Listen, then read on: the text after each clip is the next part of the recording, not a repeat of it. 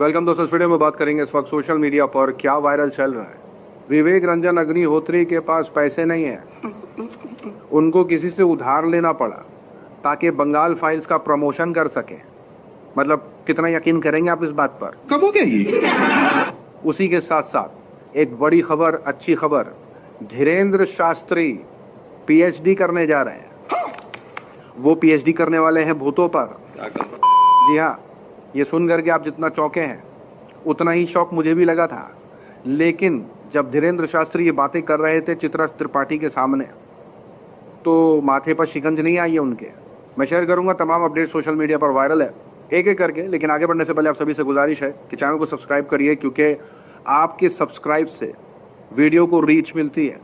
अगर आपको विश्वास नहीं है तो ये देखिए, मैंने आपसे 3 दिन पहले कहा था कि चैनल को सब्सक्राइब कर लिया, तो जिस वीडियो में मैंने कहा था उसका असर देखिए, और जिस वीडियो में मैंने नहीं कहा था उसका असर देखिए। तो ये सब्सक्राइब का असर है कि जिस वीडियो को देखते हुए आप चैनल सब्सक्राइब कर लेते हैं उससे चैनल को ग्रोथ मिलती है। तो कुछ जाता नहीं है, सब्सक्राइब कर लिया करिए। करो फिर। तो जैसे कि मैंने कहा, विवेक रंजन अग्निहोत्री कह रहे हैं कि उनके पास बंगाल फाइल्स का प्रमोशन करने के लिए पैसे नहीं बचे थे, तो इस वजह से उन्होंने किसी से उधार लिए हैं। सवाल ये खड़ा हो रहा है कि तो कश्मीर फाइल से कमा करके इन्होंने किया क्या है? क्योंकि अगर आपको आंकड़े बताएं तो कश्मीर फाइल्स बनी थी 15 करोड़ में, 15 से 20 करोड़ में, और पिक्चर ने कमाए थे लगभग 300 करोड़ से ज़्यादा, 340 करोड़ के आसपास। तो इतना पैसा कहाँ गया? और इनकी पत्नी खुद प्रोड्यूसर, ये खुद भी उसमें प्रोड्यूसर, तो पैसा कहाँ गया? अब सवाल ये है कि क्या ये वो रणनीति तो नहीं है कि भैया अपने आप को दिखाओ कि भैया सारा पैसा ही फिल्मों में लग गया मेरी, प्लीज़ जाके देखिए। यानी ये रोना धोना जो चल रहा है कि बस मेरी पिक्चर देख लो, मैं बहुत गरीब हो गया हूँ। तो इस तरीके का जो नैरेटिव है ना सोशल मीडिया पर, इसकी ज़बरदस्त ट्रोलिंग चल रही है। यहाँ तक कि ये सारी मीम्स वायरल हो रही हैं कि इनके पास तो पैसे नहीं बचे। और दूसरी तरफ ये भी सवाल पूछा जा रहा है कि भाई पैसे गए तो गए कहाँ? यानी कश्मीरी पंडितों को तो मिले नहीं है। यानी अब लोग रो धो करके ही चाह रहे हैं कि उनकी मूवी देख ली जाए, क्योंकि मूवी का बुरा हाल है। जी हाँ, 2-3 दिन में भी इतनी कमाई नहीं कर पाई है मूवी कि कम से कम लोगों को जवाब दे सके कि भैया कमा रही है मूवी। उल्टा ये खेलना पड़ रहा है कि भैया मेरे पास तो पैसे नहीं है प्रमोशन के, मैंने तो अपना सारा कुछ लगा दिया। तो पूछा जा रहा है कि भाई वो 340 करोड़ कहाँ गए? वो मैं मस्त तेल में फ्राई करके वो मैं खा गया। यहाँ तक कि इस मूवी को प्रमोट तो खूब किया जा रहा है सोशल मीडिया पर, लेकिन जो भी प्रमोट कर रहा है उससे खेल दिया जा रहा है। साथ ही साथ बता दें कि बारिश की वजह से जो अलग अलग शहरों का हाल है, पंजाब का तो आपको मालूम ही होगा, लेकिन दिल्ली की भी कुछ ऐसी तस्वीरें आ रही हैं। ये वीडियो वायरल हो रही है, कश्मीरी गेट की बताई जा रही है। ये तस्वीर वायरल हो रही है, हरियाणा की बताई जा रही है। यानी पानी की वजह से खूब बुरे हालात चल रहे। अब इसी पर ध्रुव राठी ने कुछ दिनों पहले एक वीडियो बनाया था जिसके अंदर उन्होंने पानी भरे हुए इलाकों को, ट्रैफिक जैम को, सबको लेकर के सरकार पर सवाल उठाया। और इस सवाल उठाने को लेकर के गौरव तनेजा, जो कहीं ना कहीं क्रिटिसाइज करते ही रहते हैं ध्रुव राठी को, कभी बाहरी आदमी बुला देते हैं कि बाहर बैठा आदमी यहाँ पर क्यों कमेंट कर रहा, आज कह रहे हैं कि एक ही तो दिल है ध्रुव भाई, कितनी बार जीतोगे? उम्र भर सो न सकेंगे। लेकिन एक ऐसी मीडिया जिसके बारे में लोगों को उम्मीद नहीं थी कि शायद ये कुछ ऐसा करेगी, यानी जो गोदी मीडिया करती है, इससे उम्मीद नहीं थी, लेकिन ये उम्मीद पर पूरी खड़ी उतर रही है।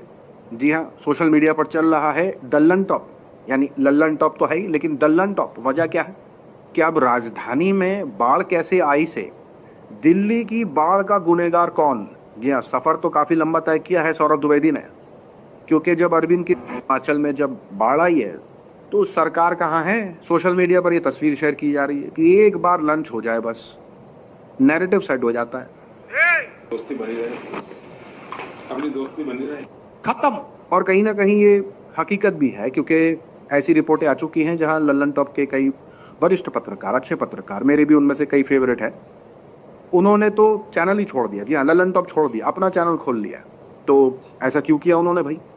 तो क्या अंदर खाने हो गया है लल्लन टॉप के साथ? तो सोशल मीडिया पर तमाम सवाल उठ रहे हैं। लेकिन जो असली खबर है भाई, देखिए, सेलिब्रिटी तो सेलिब्रिटी भाई, उनके पास बहुत पैसे होते हैं, तो वो तो मदद कर रहे हैं, चाहे वो गुरु रंधावा हो जाए, चाहे वो दिलजीत दोसांझ हो जाए, बड़े बड़े एक्टर एक्ट्रेसेस हो जाए, सोनू सूद हो जाए, ये तो पंजाब की मदद कर ही रहे हैं। लेकिन देखिए वहाँ के रहने वाले कैसे मुसलमान इस काम को बढ़ चढ़ के कर रहे हैं। यानी हरियाणा की ये तस्वीर बताई जा रही है कि हरियाणा के अंदर मस्जिद के इमाम ने ये ऐलान करवाया कि बाढ़ के पीड़ितों की मदद करनी है।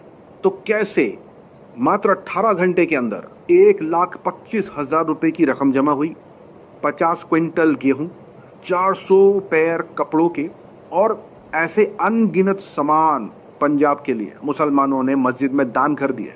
और देखो माशाल्लाह मौल साहब के हाथ में कम से कम 1.25 लाख रुपया करीब ये पैसा है जी। और ये अनाज भरा हुआ है हमारा हुजरे में, कितने तसले हैं जी, बाल्टे देखो जी, और बहुत काफी सामान है। और ऐसी तमाम तस्वीरें निकल के आ रही हैं जहां मुसलमान लगातार इस काम को करते नजर आ रहे हैं। मेवात हेल्पिंग हैंड हो जाए, जीनतुल उलूम हो जाए, यानी ऐसी मैं कई तस्वीरें आपके साथ शेयर कर चुका हूं, प्रीवियस रिपोर्ट पर नहीं देखी तो देखिएगा। तो ऐसी कई तस्वीरें आ चुकी हैं जहां मुसलमान बढ़ चढ़ करके इसमें हिस्सेदारी ले रहे हैं, मदद कर रहे हैं। लेकिन एक डर जो है वो देश को सताता दिख रहा है, देश को नहीं पूरी दुनिया को ही असल में। क्योंकि जब ये रिपोर्ट आई कि 2030 तक जो AI है वो 99% जॉब्स खा लेगा, जी हाँ, तो ये अपने आप में एक चिंता का विषय है कि पहले से ही बेरोजगारी और दूसरी तरफ AI की मार। अब कुछ का कहना है कि भाई AI आएगा तो भाई इंसानी तो इस्तेमाल करेंगे, खुद थोड़ी कर लेगा वो। लेकिन फिर इससे जो जॉब्स, मतलब भाई जाहिर सी बात है कि 100 लोगों का काम अकेले मार दिया अगर उसने, तो फिर वो 99 लोग करेंगे क्या। सोशल मीडिया पर चिंता चल रही है। कहने का मतलब ये है कि अब होने वाला क्या है, क्योंकि प्लान B भी नहीं है। तो अब ये चल रहा है कि कोई बात नहीं, मजदूर ऑप्शन तो बाकी है, लेकिन इसका भी डर लोगों को सता रहा है कि भैया अगर रॉबोट ने भी इसको रिप्लेस कर दिया तो। यार किससे पूछ के 1 करोड़ का प्राइस अनाउंस कर दिया है? पता भी है 1 करोड़ कितना होता है? कौन देगा 1 करोड़? मेरे को तो ऐसा धक धक हो रहा है। अब सोशल मीडिया पर ये वीडियो निकल के आई है, जी हाँ। इस वीडियो में ये शख्स जो है वो थोड़ा लंगड़ा लंगड़ा के चल रहा है।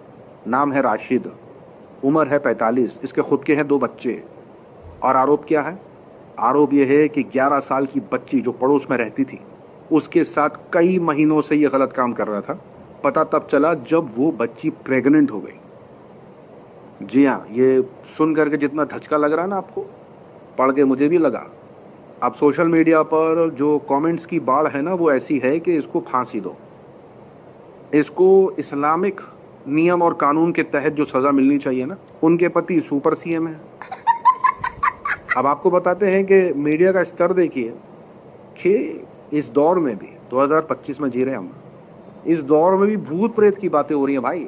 मतलब जो बातें गांव ग्राम में होती है ना, बेचारे उनको डराने के लिए भूत आ जाएगा सो जाओ। अब देखिए कोशिश तो शोले में भी हुई थी, जहां गब्बर ये कह रहा था कि भाई दूर दूर गांव में जब बच्चा नहीं सोता तो बोलते हैं कि भाई गब्बर आ जाएगा सो जाओ।